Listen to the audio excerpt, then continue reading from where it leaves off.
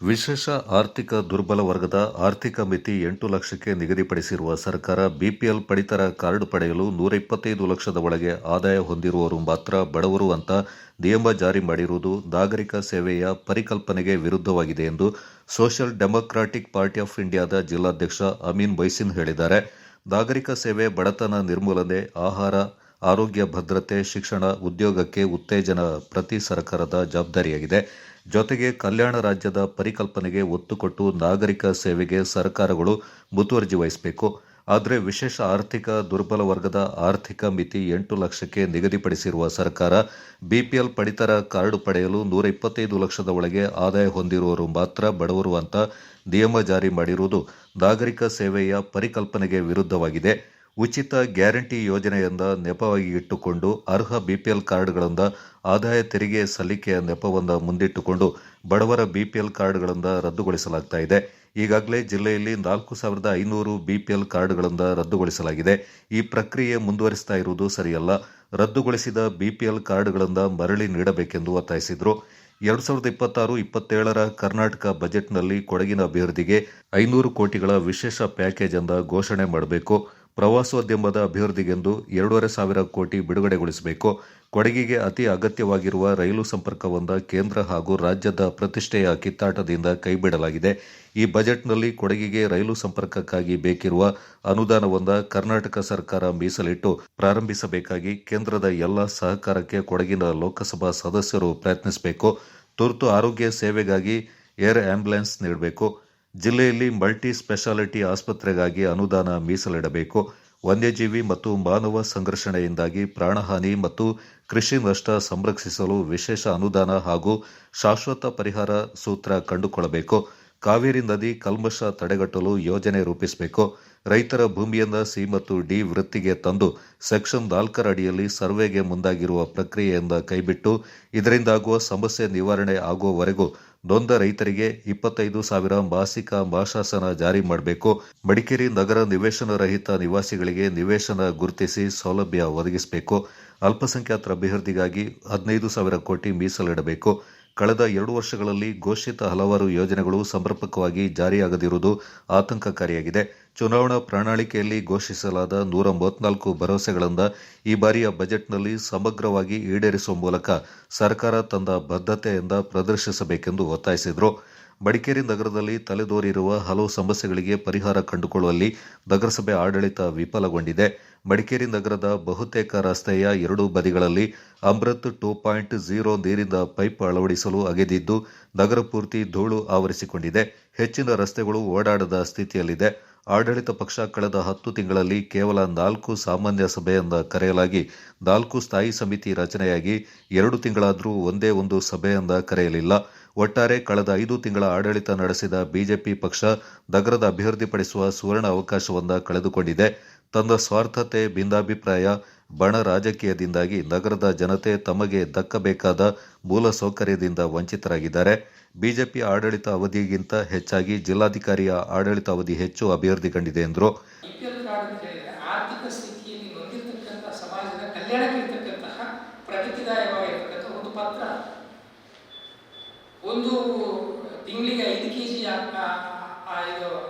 ಅಕ್ಕಿ ಮತ್ತು ದವಸ ಧಾನ್ಯಗಳ ವಿಚಾರಕ್ಕೆ ಮಾತ್ರ ಮೀಸಲಾಗಿಲ್ಲ. ಆರೋಗ್ಯದ ವಿಚಾರ ಬಂದಾಗ ಒಂದು ಹಾರ್ಟ್ ಆಪರೇಷನ್ಗೆ ಹೋದಾಗ, ಯಾರಾದರೂ ಹೃದಯ ಸಮಸ್ಯೆಗೆ ಒಳಪಟ್ಟು ಶಸ್ತ್ರಚಿಕಿತ್ಸೆಗೆ ಹೋದಾಗ ಖಾಸಗಿ ಆಸ್ಪತ್ರೆಯಲ್ಲಿ 5ರಿಂದ 10 ಲಕ್ಷ ರೂಪಾಯಿ ಅವರಿಂದ ಹಣವನ್ನು ಪಡ್ಕೊಳ್ತಾರೆ. ಬಡವರು ಬಿಪಿಎಲ್ ಕಾರ್ಡ್ ಇರೋದು ಉಚಿತವಾಗಿ ಆಗುವಂತಹ ಸೌಲಭ್ಯಗಳಿವೆ. ಆರೋಗ್ಯದ ಸಮಸ್ಯೆ ಇನ್ನಿತರ ಎಲ್ಲ ವಿಚಾರಧಾರೆಗಳಿಗೂ ಕೂಡ ಆ ಸೌಲಭ್ಯ ಕಾರ್ಡ್ಗಳು ಬಹಳ ಉಪಯೋಗಕ್ಕೆ ಬರುತ್ತೆ. ಆದರೆ ಇವತ್ತು ಅಂಥ ವಿಚಾರಗಳು ಇರುವಾಗಲೂ ಸರ್ಕಾರ ಆರ್ಥಿಕ ವಿಶೇಷ ಇದಕ್ಕೆ ಆರ್ಥಿಕ ವಿಶೇಷ ಸಮಾಜಕ್ಕೆ ಒಳಪಡುವಂತಹ ವ್ಯಕ್ತಿಗಳಿಗೆ, ಆ ಸಮಾಜಕ್ಕೆ 8 ಲಕ್ಷದ ಮಿತಿಯನ್ನು ನಿಗದಿ ಮಾಡಿ ಅವರಿಗೆಲ್ಲ ಸೌಲಭ್ಯಗಳು ಮೀಸಲಾತಿಗಳನ್ನು ಕೊಡ್ತಾ ಇರುವಾಗ ಬಡವರ ಆರ್ಥಿಕ ಸ್ಥಿತಿಯನ್ನು ಯಾಕೆ 1.25 ಲಕ್ಷಕ್ಕೆ ಅದನ್ನು ಮಿತಿಗೊಳಿಸಿದ್ದಾರೆ? ಆದಾಯ ತೆರಿಗೆ GST ಹೇಳುವಂತಹ ನೆಪವನ್ನು ಇಟ್ಟುಕೊಂಡು ಒಬ್ಬ ಮನುಷ್ಯನು ಈಗ ಏನಾದರೂ ಒಂದು ಗಾಡಿ ಇಲ್ಲದವನು ಯಾರಿದ್ದಾರೆ, ಒಂದು 2 ವೀಲರ್ ಖರೀದಿ ಮಾಡಲಿಕ್ಕೆ ಆರ್ಥಿಕ ಸ್ಥಿತಿ ಯಾರಿಗೂ ಕೂಡ ಇರೋದಿಲ್ಲ. ಝೀರೋ ಡೆಪಾಸಿಟ್ನಲ್ಲಿ ಪೂರ್ಣ ಪ್ರಮಾಣದ ಲೋನನ್ನು ಕೊಡುವಂತಹ ಬ್ಯಾಂಕ್ ಸೌಲಭ್ಯಗಳು ಇದೆ, ಸರ್ಕಾರ ತಾನೇ ಮಾಡಿದೆ. ಆಗ ಅವರಿಗೆ ಯಾವ ಬ್ಯಾಂಕಿಗೂ ಹೋದ್ರು ಆದಾಯದ ಪತ್ರವನ್ನು ಕೇಳ್ತಾರೆ, ಇನ್ಕಮ್ ಟ್ಯಾಕ್ಸ್ ರಿಟರ್ನ್ಸ್ ಅನ್ನು ಕೇಳ್ತಾರೆ. ಕೇವಲ ನಿಮಗೆ ತಹಶೀಲ್ದಾರ್ ಕೊಡುವಂತಹ ಆದಾಯ ಪತ್ರ ಕೊಟ್ಟರೆ ಸಾಕಾಗೋದಿಲ್ಲ. ಬ್ಯಾಂಕ್ಗಳಿಗೆ ಇನ್ಕಮ್ ಟ್ಯಾಕ್ಸ್ ಆದಾಯ ತೆರಿಗೆ ಇಲಾಖೆಗೆ ಕಟ್ಟಿರುವಂತಹ ನಮೂನೆಗಳನ್ನು ಕೊಟ್ಟರೆ ಮಾತ್ರ ಅಲ್ಲಿ ಬ್ಯಾಂಕ್ ಲೋನ್ಗಳು ಪಾಸ್ ಆಗ್ತದೆ. ಅಂತ ಸ್ಥಿತಿ ಇರುವಾಗ 1.25 ಲಕ್ಷ ಹೇಳುವಂತ ಸರ್ಕಾರ ಇವತ್ತು 12 ಲಕ್ಷದವರೆಗೆ, ಕೇಂದ್ರ ಸರ್ಕಾರ 12 ಲಕ್ಷದವರೆಗೆ ತೆರಿಗೆ ವಿನಾಯಿತಿಯನ್ನು ಕೊಟ್ಟಿರುವಾಗ ರಾಜ್ಯ ಸರ್ಕಾರ ಯಾಕೆ ಅದನ್ನ 1.25 ಲಕ್ಷಕ್ಕೆ ಮಿತಿಗೊಳಿಸಿ ಬಡವರ ಹಕ್ಕನ್ನು ಕಸಿದುಕೊಳ್ತಾ ಇದ್ದಾರೆ? 12 ಲಕ್ಷ ಮಿತಿ ಇರುವವರು ಅವರ ಶ್ರೀಮಂತರ ಪಟ್ಟಿ ಬರೋದಿಲ್ವಾ? ಬರ್ತಾರೆ. ಇವತ್ತು ಸ್ಯಾಲರಿಯಲ್ಲಿ ವೇತನದಲ್ಲಿ ಕೆಲಸ ಮಾಡುವವರಿಗೆ 12 ಲಕ್ಷದ ಮಿತಿಯನ್ನು ಮಾಡಿದರೆ ಅವರಿಗೆ ಅದರಿಂದ ಅನುಕೂಲ ಆಗ್ತದೆ ತಾನೆ? ಆ ವ್ಯಕ್ತಿಗಳು ಆದಾಯ ತೆರಿಗೆಯನ್ನು ಕಟ್ಟಿದ್ರೆ ಅವರ ಬಿಪಿಎಲ್ ಕಾರ್ಡ್ ಅನ್ನು ಕಸಿದುಕೊಂಡಿದ್ದಾರೆ. ಇದು ಘೋರ ಅನ್ಯಾಯವಾಗಿದೆ. ಇದನ್ನ ಸರ್ಕಾರ ಪರಿಷ್ಕರಣೆ ಮಾಡಬೇಕು. ಇದೆಲ್ಲ ಆಗ್ತಾ ಇರುವಂತಹ ಕಾರಣ ಏನು ಅಂತ ಹೇಳಿದ್ರೆ ಫ್ರೀ ಯೋಜನೆಗಳು ಕೊಡುವುದರಿಂದ ಸರ್ಕಾರದ ಬೊಕ್ಕಸ ಇವತ್ತು ದಿವಾಳಿತನ ಮಾಡುತ್ತೆ. ಆದ್ರಿಂದ ಬಡವರ ಅಕ್ಕಿಗಳನ್ನು ಉಳಿಸಿಕೊಂಡು ಅವರ ದವಸ ಧಾನ್ಯಗಳನ್ನ ಕಸಿದುಕೊಂಡು ಸರ್ಕಾರದ ಬೊಕ್ಕಸ ತುಂಬಲಿಕ್ಕೆ ಹೋಗುವಂತಹ ಕೆಲಸಗಳನ್ನು ಸರ್ಕಾರ ಮಾಡುತ್ತಿದೆ. ಶೋಚನೀಯ, ನಾಚಿಕೆ. ಕ್ಷೇತ್ರದ ಅಭಿವೃದ್ಧಿ ಬೇಕಾದಷ್ಟು ಮಾಡದಿದ್ದರೂ ಸಹ ಬಹಳ ನಿರೀಕ್ಷೆಯನ್ನಿಟ್ಟುಕೊಂಡು ಜನತೆ ಒಂದು ಯುವ ನಾಯಕ, ಒಂದು ವಿದ್ಯಾವಂತ ಅಂತೇಳಿ ಕಾಂಗ್ರೆಸ್ ಪಕ್ಷದ ಮಂತಗೌಡರನ್ನು ಮೈತ್ರಿ ಕ್ಷೇತ್ರದಲ್ಲಿ ಆಯ್ಕೆ ಮಾಡಿದ್ದಾರೆ. ಯಾವುದೇ ಜನಪರ ಅಭಿವೃದ್ಧಿ ಯೋಜನೆಗಳನ್ನು ಇಲ್ಲಿವರೆಗೂ ರೂಪಿಸದೆ ತಾವು ಮಾತನಾಡಲು ಕೇವಲ ಇನ್ನು ಚುನಾವಣಾ ಹತ್ತಿರ ಬರ್ತಾ ಇರುವ ಸಂದರ್ಭದಲ್ಲಿ ಈಗಾಗಲೇ ಸಂಘ ಪರಿವಾರದ 100ನೇ ವಾರ್ಷಿಕೋತ್ಸವಕ್ಕೆ ಹೋಗಿ ಅಲ್ಲಿ ಅವರು ತಮ್ಮ ಏನು ಅವರ ದ್ವಂದ್ವ ನೀತಿಯನ್ನು ಪ್ರದರ್ಶಿಸಿದ್ದಾರೆ. ಇದು ಖಂಡನೀಯ. ಯಾಕೆ ಹೇಳಿದರೆ ಏನು ಈ ಕೊಡಗಿನ ಜನತೆ ಜಾತ್ಯತೀತರಾಗಿ ಇವರಿಗೆ ಮತದಾನವನ್ನು ನೀಡಿದ್ದಾರೆ. ಈ ಮತದಾರರನ್ನು ಹೀಗೆ ಮಾಡಿದ ಅನ್ಯಾಯವಾಗಿರುತ್ತದೆ.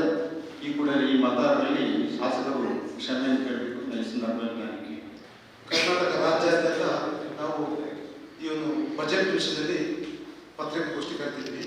ಎಲ್ಲ ಜಿಲ್ಲೆಯಲ್ಲಿ ಕೂಡ ನಡೆದಿದೆ. ಅದೇ ರೀತಿ ಕೊಡಗಿನ ನಮ್ಮ ಬೇಡಿಕೆಯನ್ನು ಕೂಡ ಇಟ್ಟಿದ್ದೀವಿ. ಅದರಲ್ಲಿ 2-3 ಪಾಯಿಂಟ್ಗಳು ಬಿಟ್ಟೋಗಿದೆ. ಅದರಲ್ಲಿ ಒಂದು, ನಮಗೆ ರಾಜ್ಯ ಸರ್ಕಾರವು ಕೇಂದ್ರ ಸರ್ಕಾರಕ್ಕೆ ಒಂದು ಪ್ರಸ್ತಾವನೆ ಸಲ್ಲಿಸಬೇಕು ಅಂತ ನಮ್ಮ ಒಂದು ಮನವಿ ಕೂಡ ಇದೆ. ಅದರದಾಗಿದೆ ಕೊಡಗಿನ ಜಿಲ್ಲಾ ಕೇಂದ್ರ ಮಡಿಕೇರಿ ಒಂದು ಪಾಸ್ಪೋರ್ಟ್ ಕಚೇರಿ ಮಾಡಬೇಕು, ತೆರೀಲಿಕ್ಕೆ ಒಂದು ವ್ಯವಸ್ಥೆ, ಪಾಸ್ಪೋರ್ಟ್ ಕಚೇರಿ ಅದು ಒಂದಿದೆ. ಮತ್ತೆ ಏನು ನಮ್ಮ ಬಡವರಿಗೆ ಭೂಮಿ ಹಂಚಿಕೆ ವಿಷಯದಲ್ಲಿ ಈಗಾಗಲೇ ನಗರಸಭೆ ವ್ಯಾಪ್ತಿಯಲ್ಲಿ ಸುಮಾರು 3-4 ಸಾವಿರ ಅರ್ಜಿಗಳು ಪೆಂಡಿಂಗ್ ಇದೆ. ಆದರೆ 2018ರಲ್ಲಿ ವಿಕೋಪ ಆದಾಗ ಇನ್ಫೋಸಿಸ್ ಮತ್ತು ಬೇರೆ ಬೇರೆ ಸಂಘಟನೆಗಳಿಂದ ಸಾವಿರಾರು ಮನೆಗಳು ಕೊಡದ ಪೆಂಡಿಂಗ್ ಇದೆ. ಅದು ಬಾಂಬ್ ಬಿದ್ದಿದೆ. ಅದರಲ್ಲಿ ತುಂಬಾ ಕಸಗಂಟೆಗಳು ತುಂಬೋಗಿದೆ. ಅಂತ ಸಾವಿರಾರು ಮನೆಗಳ ಪೆಂಡಿಂಗ್ ಇದೆ. ಅದನ್ನು ಶಾಸಕರು ತಕ್ಷಣ ಮಧ್ಯಪ್ರವೇಶಿಸಬೇಕು, ಜಿಲ್ಲಾಡಳಿತ ಮಧ್ಯಪ್ರವೇಶಿಸಬೇಕು ಮತ್ತು ಬಡವರಿಗೆ ಏನು ಬಾಡಿಗೆ ಮನೆಯಲ್ಲಿ ವಾಸಿಸುವಂತ ಕಡು ಬಡವರಿಗೆ ಆ ಮನೆಗಳನ್ನು ಹಸ್ತಾಂತರ ಮಾಡಬೇಕು. ಇಲ್ಲ ಅಂತ ಹೇಳಿದ್ರೆ ರಾಜ್ಯಕ್ಕೆ ಪ್ರಭಾವ ಬಳಸಿ ಇದ್ದವರೇ ಆ ಮನೆಯನ್ನು ಒತ್ತುವರಿ ಮಾಡಿಕೊಳ್ಳುವ ಒಂದು ವ್ಯವಸ್ಥೆ ನಮ್ಮ ಕೊಡಗಿನಲ್ಲಿ ನಡೆಯಲಿಕ್ಕಿದೆ. ಇದನ್ನು ಗಂಭೀರವಾಗಿ ಶಾಸಕರು ಮತ್ತು ಜಿಲ್ಲಾಡಳಿತ ಗಣನೆ ತಗೊಳ್ಬೇಕು. ಅದೇ ರೀತಿಯಲ್ಲಿ ನಮ್ಮ ನೀರಿನ ಸಮಸ್ಯೆ, ಏನು ಮಡಿಕೇರಿ ನಗರದಲ್ಲಿ ತುಂಬಾ ನೀರಿನ ಸಮಸ್ಯೆ ಕಾಡ್ತಿದೆ. ಈಗಾಗಲೇ ನಮಗೆ ಕುಂಡಮೇಸ್ತ್ರಿ ಯೋಜನೆ ಇದೆ. ಅದನ್ನು ಹೊರತುಪಡಿಸಿ ಬೇರೆ ಒಂದನ್ನೇ ನಂಬಿಕೊಂಡು ಕೂತಾಗ ಬೇರೆ ಒಂದು ಪರ್ಯಾಯ ವ್ಯವಸ್ಥೆಗೆ ಬನ್ಮುರಿಯ ಅಥವಾ ಬೇರೆ ಕಾವೇರಿ ನದಿಯಿಂದ ನೀರು ತರುವ ವ್ಯವಸ್ಥೆಯನ್ನು ಶಾಸಕರು ಮತ್ತು ಸರ್ಕಾರ ಮಾಡಬೇಕು. ಅದೇ ರೀತಿಯಲ್ಲಿ ಏನು ಮಡಿಕೇರಿ ನಗರದಲ್ಲಿ ಮಲ್ಟಿ ಸ್ಪೆಷಾಲಿಟಿ ಆಸ್ಪತ್ರೆ ಏನಿದೆ, ಕಳೆದ 10 ದಿವಸದಿಂದ ಒಂದೇ ಒಂದು ಆಪರೇಷನ್ ನಡೀತಿಲ್ಲ. ಓಟಿ ಬಂದಾಗಿ ಯಾರು ಕಾರಣ ಇದಕ್ಕೆ? ತುಂಬಾ ಪೇಷಂಟ್ಗಳು ನಮಗೆ ಕಾಲ್ ಮಾಡ್ತಿದ್ದಾರೆ. ನಾವು ಹೋಗಿದ್ದೀವಿ ಹಾಸ್ಪಿಟಲ್ಗೆ, ಬಟ್ ಅಲ್ಲಿ ಅವ್ಯವಸ್ಥೆಗಳು ತುಂಬಾ ಕಾಣ್ತಿದೆ. ಮಲ್ಟಿ ಸ್ಪೆಷಲ್ ಆಸ್ಪತ್ರೆ ಬಂದ್ರೆ ಏನ್ ನಡೀಬೇಕಿತ್ತು ನಡೀತಿಲ್ಲ. ಸರ್ಕಾರವು